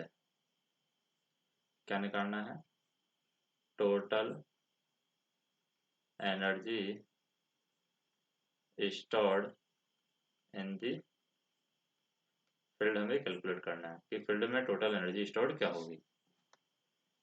तो फील्ड में टोटल एनर्जी स्टोर्ड हम निकालना चाहें तो कैसे निकालेंगे, जैसे इंडक्टर के अक्रॉस जो एनर्जी स्टोर निकालते हैं वो कैसे निकालते हैं, हाफ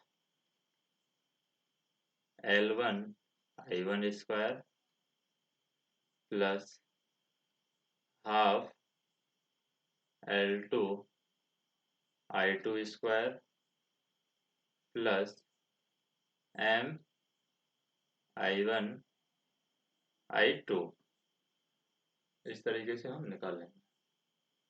अब यहाँ पर L1 I1 स्क्वायर से हम निकालें तो ये हो जाएगा 1/2 इंटू L1 क्या होगा 1 होगा, I1 स्क्वायर यानी करंट का स्क्वायर 2 का स्क्वायर क्या हो गया 4 हो गया, प्लस हाफ L2 क्या हो गया 2 हो गया, इंटू I2 स्क्वायर करंट का स्क्वायर क्या हो गया √2 का स्क्वायर हो गया, यानी I2 का स्क्वायर।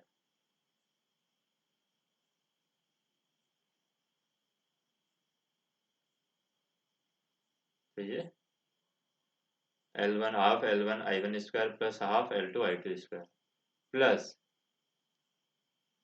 हम बात करें M L1 I1, तो M क्या दे रखा है यहाँ पर 1 दे रखा है, L1 I1 और I2 दे रखा है, I1 हमारा 2 एम्पियर है और I2 हमारा √2 है। तो इसके अकॉर्डिंग बात करें तो ये से कट जाएगा 2 बार, तो ये वैल्यू हो जाएगी 2 प्लस 2 प्लस, इससे भी कट जाएगी तो ये भी हो जाएगी 2 प्लस ये हो जाएगी 2 √2, तो हो जाएगी 4 प्लस 2 √2, तो 2 कॉमन ले लेंगे 2 plus √2,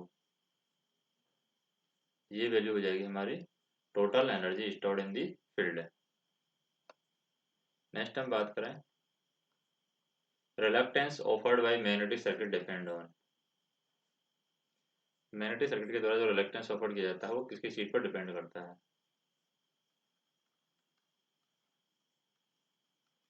reluctance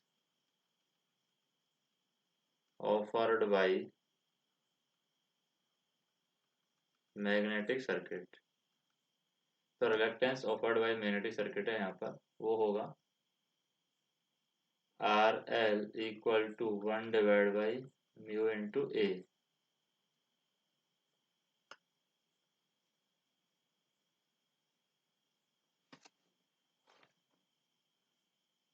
RL equal to L divide by यानी 1/μ इंटू A से हम निकालते हैं। तो ये किसकी चीज़ पर डिपेंड करता है, लेंथ ऑफ मैग्नेटिक फ्लक्स यानी मैग्नेटिक पाथ की जो लेंथ है उस पर डिपेंड करता है, nature of the magnetic material. क्या डिपेंड करता है? Nature of the magnetic material, magnetic material के नेचर पर डिपेंड करेगा। Length of the magnetic flux path, length of the magnetic flux path, magnetic flux path यानी magnetic flux path की length पर depend करेगा, nature of the magnetic material पर depend करेगा और cross section area of the material पर depend करेगा। Cross section area of the material उस पर भी डिपेंड करेगा।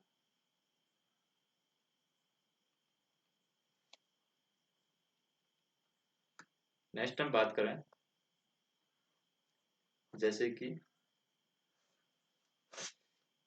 हमें पोटेंशियल एमईएफ की वैल्यू निकालनी है एम्पियर टर्न के अंदर, किसी कॉइल के अंदर इसकी वैल्यू निकालनी है, पोटेंशियल एमईएफ की वैल्यू हमें निकालनी है।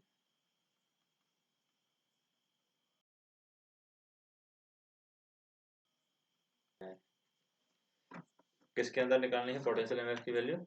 इन कॉइल हमें निकालनी है, कोई कॉइल है उसके अंदर हमें निकालनी है। इसका टर्न रेशियो यानी नंबर ऑफ टर्न यहाँ पर दे रखा है 120 और करंट की वैल्यू दे रखी है यहाँ पर 0.1 एम्पियर। तो यहाँ पर एमईएफ की वैल्यू क्या होती है? Number of turn into current यानी N into I. Number of turn हमारे पास है 120 इंटू करंट की वैल्यू क्या है 0.1, तो ये आ जाएगा 12 आंसर। नेक्स्ट हम बात करें, जैसे EMF induced in the coil, N turn की कॉइल है उसके अंदर ईएमएफ इंड्यूस्ड की वैल्यू क्या होगी? N turn coil induced EMF की वैल्यू क्या होगी?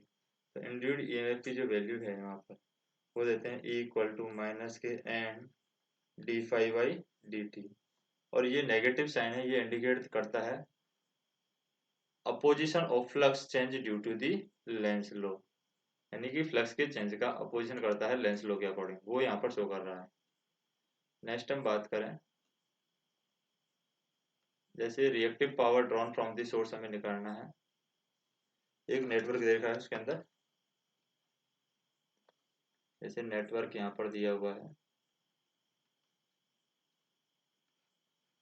सोर्स दे रखा है यहाँ पर 100 इंटू 10 अंडर रूट 10 वोल्ट, यहाँ पर रेजिस्टेंस दे रखा है 3 ओम, इंडक्टेंस दे रखा है J10 और कैपेसिटर दे रखा है माइनस के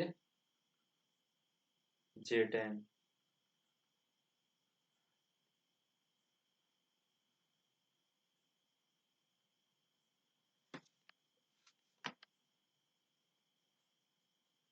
तो हमें यहाँ पर क्या निकालनी है? रिएक्टिव पावर निकालनी है, रिएक्टिव पावर। तो रिएक्टिव पावर की वैल्यू क्या होगी? तो रिएक्टिव पावर यहाँ पर होगा 0,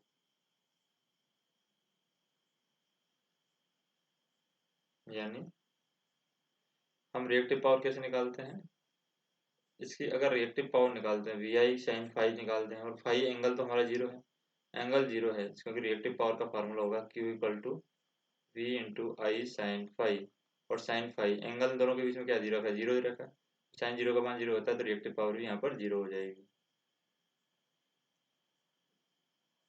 नेक्स्ट हम बात करें, जैसे रेजिस्टेंस की वैल्यू हमें कैलकुलेट करनी है मैक्सिमम पावर के लिए।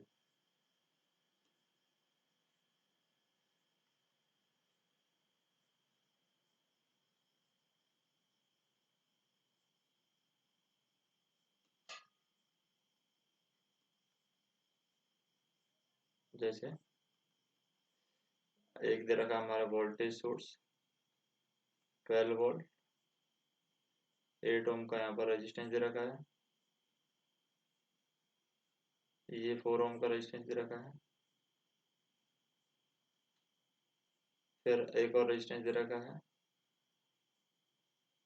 R का, हमें यहाँ पर निकालना है, किसकी वैल्यू निकालनी है हमें, यहाँ पर मैक्सिमम पावर ट्रांसफर के लिए कंडीशन निकालनी है, मैक्सिमम पावर ट्रांसफर। तो मैक्सिमम पावर ट्रांसफर के लिए हम क्या निकालते हैं, आर की वैल्यू निकालेंगे। तो आर की वैल्यू हम कैसे निकालेंगे, ये 8 और 4 को हम क्या कर देते हैं यहाँ पर,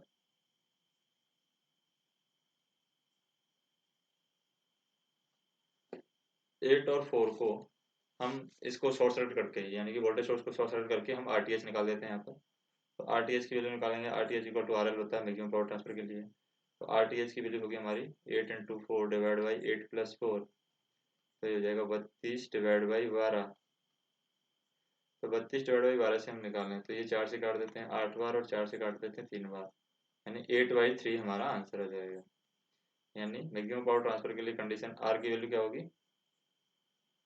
8/3। तो ये हमारा आंसर होगा। बाकी जो कॉन्सेप्ट है वो हम नेक्स्ट वीडियो के अंदर देखेंगे।